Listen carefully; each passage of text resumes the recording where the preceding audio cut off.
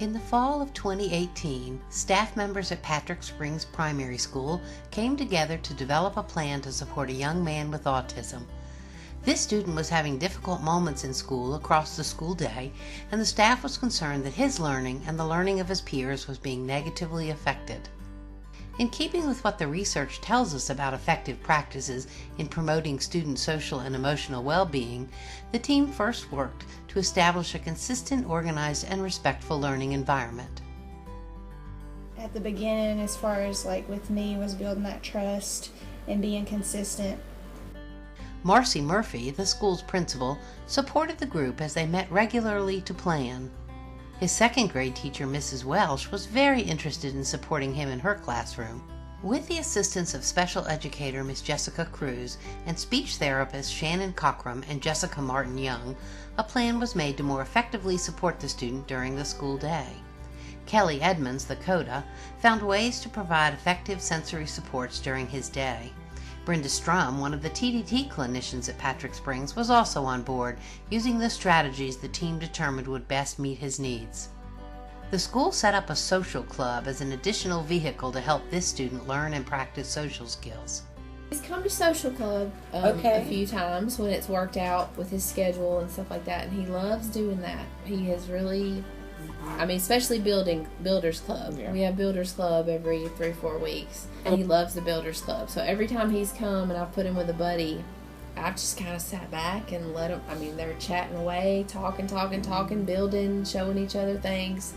Social narratives and evidence-based practice for students with autism were also key in helping this student understand the social situations that he was encountering. Stopping my work when the time is up was one that we had to do, and he did the illustrations for these, and I wrote. He articulated. We kind of wrote it together. So if you go in my house, you'll see papers that look just like this that Miss Jessica printed out for me. They're blank.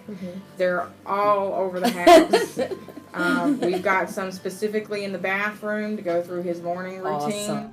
Though the changes in his behavior happened gradually, the team recently celebrated that the work that they have done has resulted in positive outcomes for this student and his classmates. We've had a big turnaround at home, but we've been able to do a lot more things that we weren't able to. Like for Mother's Day, we got to go out on a boat on the lake. Wow. And that's usually something we struggled with. I've really noticed that he communicates well with me when he gets really upset or angry or growling, and he sees that I don't get all upset with him, and I just let him when he growls, and then I just say, I don't know what that means. I need you to use your words and explain to me. He'll calm down and he will communicate and talk to me. Transitioning, just stopping a preferred activity and going on to something And he else. was patient. We went through a period where he wasn't allowed to have any technology. Right. Well, he's allowed to have technology now. Awesome.